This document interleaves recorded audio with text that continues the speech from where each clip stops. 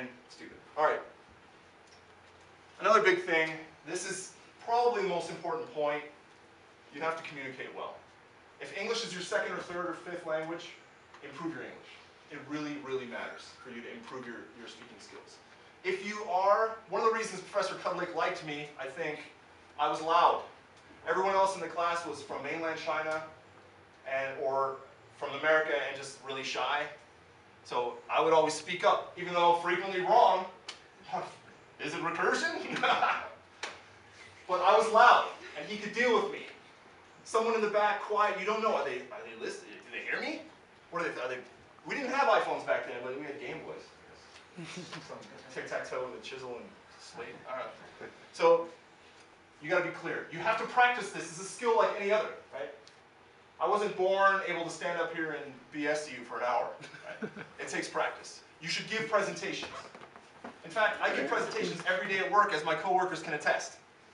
Everywhere I go, I walk around and draw things on the dry erase board. You should get really good at drawing pictures. People understand pictures.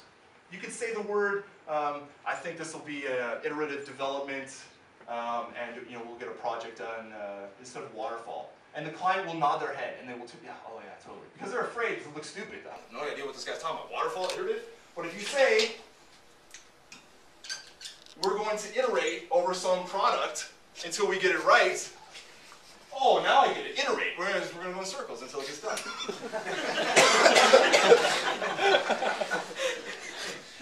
Pictures worth 1,000 words. You got to get good at drawing pictures. You got to get good at using words. It's like a toolbox like any other. Improve your vocabulary, practice, get up on stage. And don't use marketing speak. If any of you say, think outside the box, I will pop out of the shadow and punch you in the face. If any of you see, oh, we're going to dovetail our core competencies after we do our due diligence, and we're gonna right size our organization in line with our corporate strategies, and we're gonna really bring, kind of pull things together. Champion them. It means nothing. Just because someone's talking doesn't mean there's any content in there. You listen to someone talk, and their signal to noise ratio is very low. Change the channel, or start writing down the actual things they're saying. They have some kind of logorrhea, where just words just come out of their mouth with some unstoppable pace. All right, the last thing, you got to know your users. All right. Without fail, the interfaces I get from students when I give projects are horrible, because it's very by the way, I went to art school when I first started. USF used to have a partnership with Art Academy, so I have the benefit of having both sides of my brain fire at the same time. They don't teach interfaces, at least they didn't when I was here. This is the kind of thing you have to learn by watching people. And by the way, you can't, just like Dr. House says on TV, that's fake work, I know, but just like he says, everyone lies. If you ask a user what they think, they don't know. I mean, they have no words to tell you.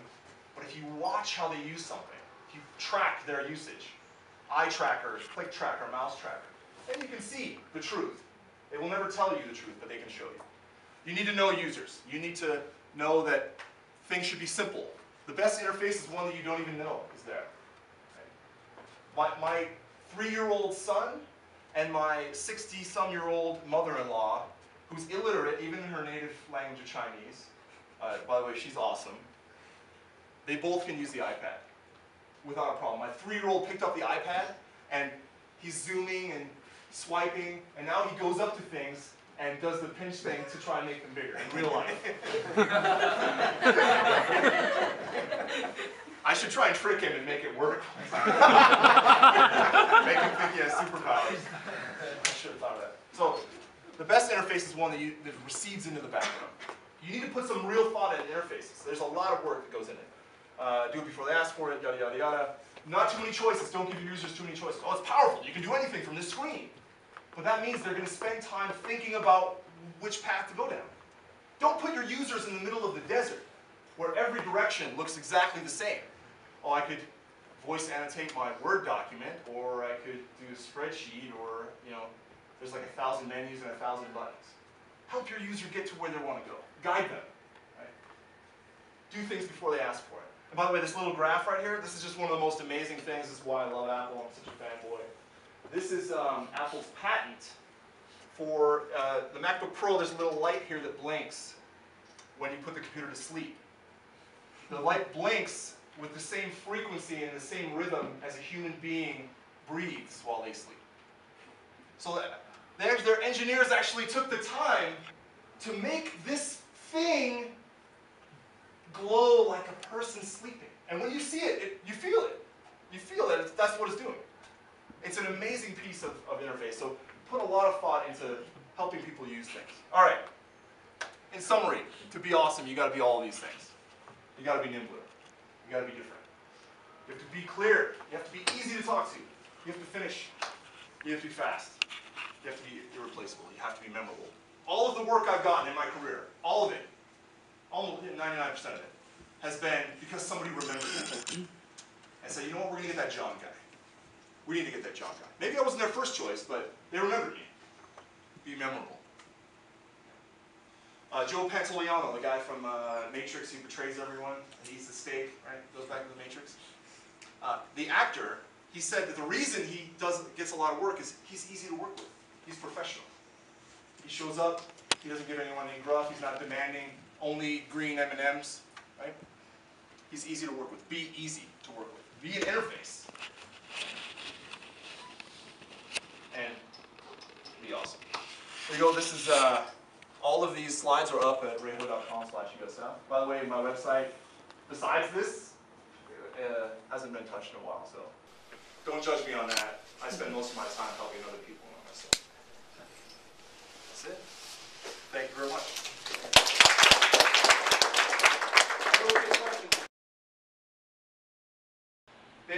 They can help you, but I've never seen it work out well, except for the VCs, and maybe for the one founder. But if you're coming in as the number 4, I was the number 1 employee at a startup, right? This is the number 1 employee. I was the first full-time employee. They had some program that they bought. The VCs came in, they dumped some money in. I was number 1 employee. I had like 50,000 shares. I thought, wow, 50,000 shares, that's a lot of shares. So at my 1 year, I was asking for a raise, and I asked them, well, we'll double your shares, they said. I said, well, what percentage of the shares, so how many outstanding shares are there? So in other words, what percentage of the company do I own? I had 50,000 shares. They had 100 billion shares. 100 billion. I laughed. I may have been eating something and spit it out at the same time. VCs will do that. VCs they're there to make money. Every 30 VC projects, 1 succeeds. They need it to be a big, that's why they take money, they inflate the company to make it look bigger. They inflate it, they add people, we got to grow, we got to scale, we got to try and scale nationwide, got to try and scale worldwide, and then go IPO so they can get paid. But none of that may be in the best interest of the company. Right? They may be growing too fast, they might not be, look at what happened to Webvan. I don't know if you remember Webvan, lost $1 billion for that reason alone.